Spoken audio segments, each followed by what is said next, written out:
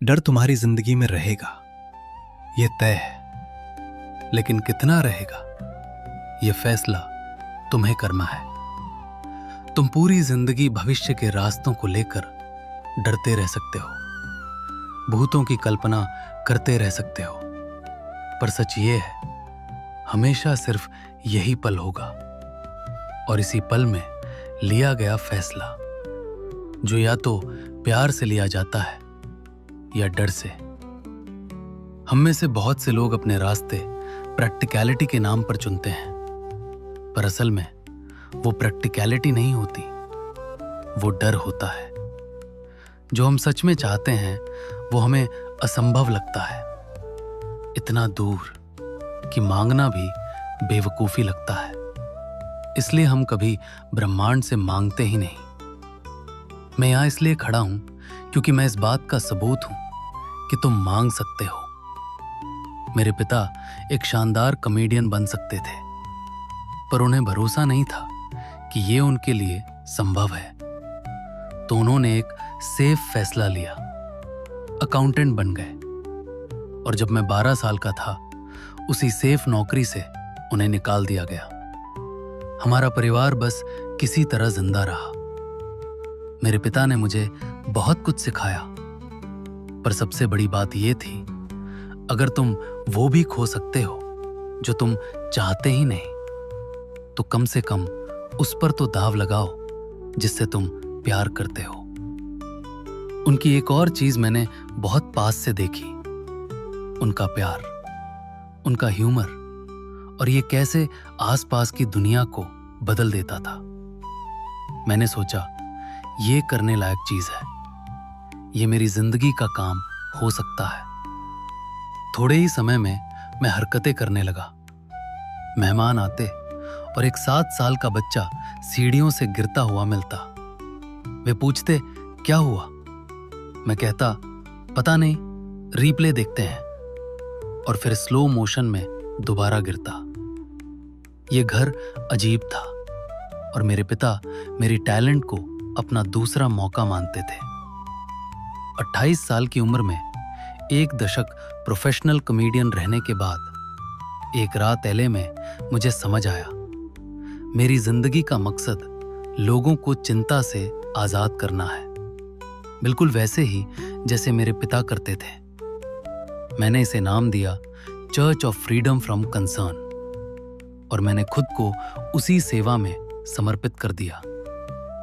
अब सवाल तुम्हारा है, तुम दुनिया की सेवा कैसे करोगे? दुनिया को क्या चाहिए जो तुम्हारी टैलेंट दे सकती है? बस यही तुम्हें समझना है।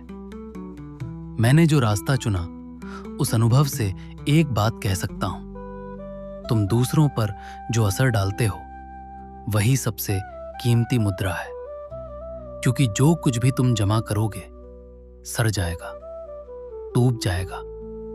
अंत में सिर्फ वही बचेगा जो तुम्हारे दिल में था। मैं पहाड़ की चोटी पर था, सब कुछ मिल चुका था। हर जगह लोग अपनी सबसे अच्छी शक्ल मेरे सामने रखते थे, और तभी मुझे एहसास हुआ, जिसे मैंने आजाद नहीं किया था वो मैं खुद था। यहीं से मेरी पहचान की खोज और गहरी हो गई। अगर मेरी फेम ना हो तो मैं कौन हूं? अगर मैं वो कहूं जो लोग सुनना नहीं चाहते, तो मैं कौन हूं? लेकिन तुम लोग पहले से आगे हो, तुम पहले से जानते हो कि तुम कौन हो। वो शांति जिसे हम ढूंढ रहे हैं, वो पर्सनैलिटी के पार है, दूसरों की नजर के पार, मास्क्स के पार, यहां तक कि एफर्ट के भी पार। तुम खेल खेल सकते हो, लड़ाइयां लड़ सकते हो, फॉर्म्स के साथ खेल सकते हो, लेकिन असली शांति पाने के लिए तुम्हें अपना आर्मर उतारना पड़ेगा। तुम्हारी एक्सेप्टेंस की जरूरत तुम्हें अदृश्य बना सकती है। इसे अपने अंदर की रोशनी के आड़े मत आने दो। पूरी सच्चाई के साथ दिखने का जोखिम लो। पेंटिंग मेरे लिए एक तरीका है खुद को चिंता से मुक्त करने का। पूरी तरह दिमाग शरीर, आत्मा सबको रोक देने का। और फिर भी एक डिवाइन डिससैटिस्फैक्शन रहती है, क्योंकि हम अपने बनाए हुए अवतार्स नहीं हैं, हम तस्वीरें नहीं हैं, हम वो रोशनी हैं जो उनके आर पार चमकती है। बाकी सब धुआं और आईने हैं।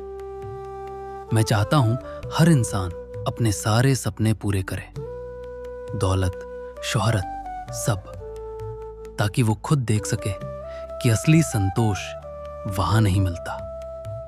कभी मैं भी डरता था कि खुद से बड़ी चीज कर पाऊंगा या नहीं। फिर किसी ने कहा, खुद से बड़ी कोई चीज होती ही नहीं। मेरी आत्मा मेरे शरीर में बंद नहीं है। मेरा शरीर मेरी आत्मा की असीमता में है। एक ही फील्ड, कुछ भी नहीं, बस नाचता हुआ। जब ये शिफ्ट तुम्हारे अंदर होता है, तुम दुनिया को महसूस नहीं करते, दुनिया तुम्हें महसूस करती है। मैं हमेशा शुरुआत में हूं। मेरे पास रीसेट बटन है और मैं उसे बार बार दबाता हूं। जब ये तुम्हारी जिंदगी में काम करने लगे तो दिमाग की बनाई कोई भी कहानी उससे ज्यादा असरदार नहीं होगी। कल्पना हमेशा कहानियां बनाती है, अच्छी भी, बुरी भी, और ईगो तुम्हें दिमाग के थिएटर में कैद रखना चाहता है।